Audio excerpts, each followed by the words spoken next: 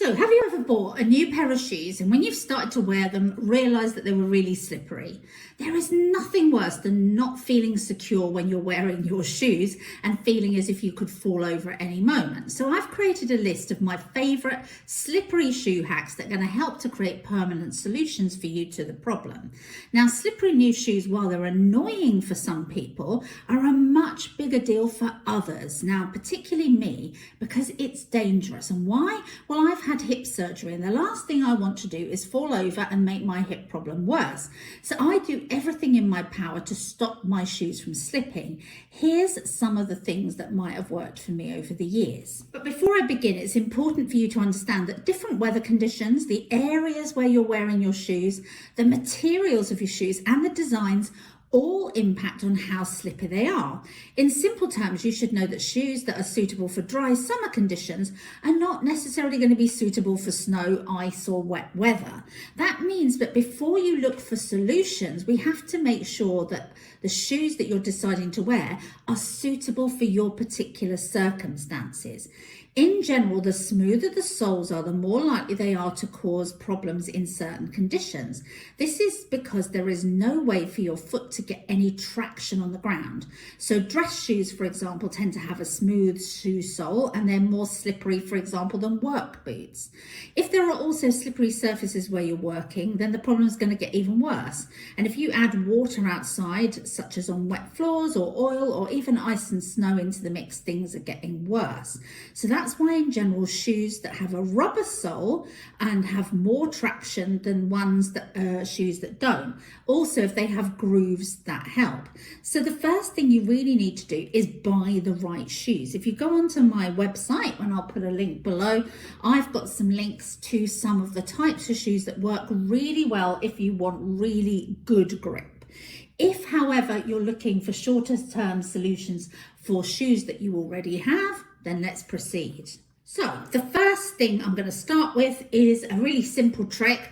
It doesn't work in the long term, but it might do in an emergency, and that is using some hairspray. All you need to do is spray some of this onto the bottom of your shoe soles, and it will make them a little bit more tacky and a little bit more sticky. Now, of course, this will help if you're walking indoors, not so good as a long-term solution, or if you're out in the wet, because obviously it will wash away. So something that you can use, as I said, as a small temporary solution, and a thin layer of this will work in the dry weather. The next thing I'm going to mention are shoe grips for the bottom of your shoes. To really make a shoe slip resistant, you need to think about the surface of the sole and how you're going to make it less slippy. Now, these have got a rubber sole, so they aren't as slippy as some shoes. However, as you can see, they're relatively smooth. But if I buy one of these, which is a non-slip sole pad for my shoe, and stick it onto my shoe, I get better grip, okay? And you can get variations of this. Now, these are just cheap ones that I've got. Again, there's links on my website to where you can get these, or you can go to your local cobbler and they will put some on for you. My next hack is this stuff, sandpaper. Okay, slippery shoes are usually caused because the soles of your existing shoes are too smooth, either because they're brand new or because they're old and the rough surface has been sort of worn away. That means to make your shoes less slippery, you need to create a sort of bumpy surface to help create a little bit of traction. One easy way to do this on shiny shoe soles is to use some sandpaper. So you just basically rub that on to the bottom of the shoe, and depending on the grit you use, and start to create a little bit of a rougher surface. Don't sand too much, just do a light sand at first, test the results. If that's not enough, do a little bit more and do it in stages. And this is great for preventing heel slippage as well as problems with the sole.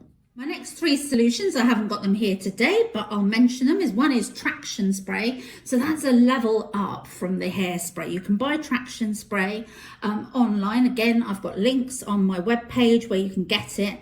And that is a real alternative. These traction sprays are really designed to help you not to slip. So you could try those.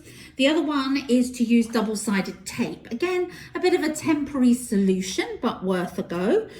And also you can use adhesive bandages, or band-aids as you're known, in the States. If you stick one of those onto your sole, it just gives a little bit of a firmer surface, a grippier surface than the slidey surface. Of course, the stickiness will fade and the tape is likely to peel off, but it can be helpful if you want something that really works pretty fast wherever you are.